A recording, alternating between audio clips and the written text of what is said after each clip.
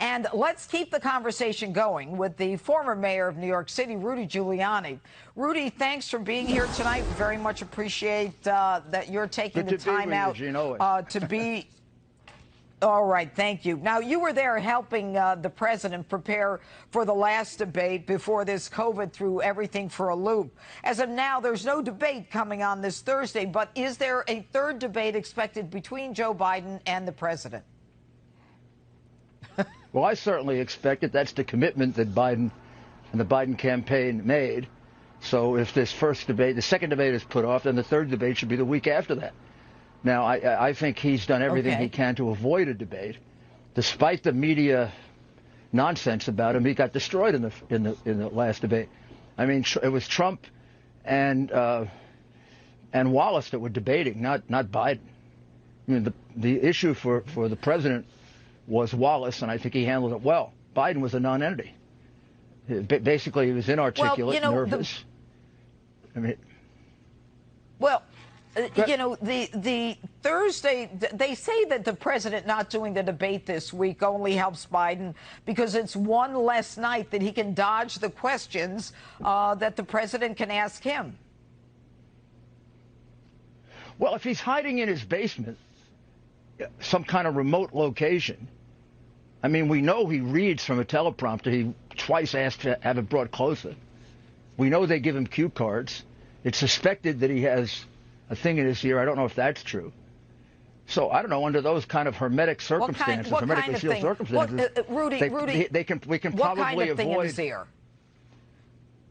Oh, I don't know that that's true, but that was a rumor last time. Remember that he had a thing in his ear that was giving him signals. I don't know if that's true or not. He just gets terribly confused, and you wonder, is that the result of dementia, or is it the result of somebody talking to him? Or, I mean, he did the Pledge of Allegiance a couple of days ago. I'd love to see the evidence said, I pledge there. allegiance to the United States, right?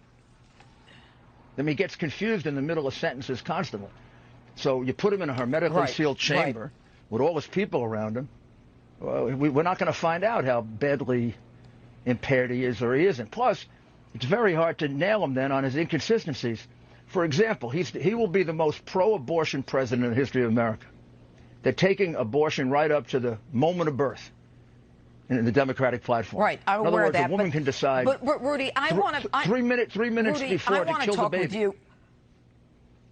Yeah, I'm aware of that. It's infanticide. I agree. I used to try those cases. But, Rudy, I want to talk to you for the 2 minutes I have left on the issue of religion in America, how the left treats religion differently. Sure. Right now, Governor Gavin Newsom in the state of California is being sued by a Catholic priest who is saying that they are imposing unnecessary restrictions on the church that they're not imposing on other businesses. We know on the other side of the country in New York that Governor Cuomo and de Blasio are looking to limit the number of people who go to church and synagogue, and even stopping synagogues from opening. What can you tell us if a Biden were to be elected, how people's religious rights would be affected?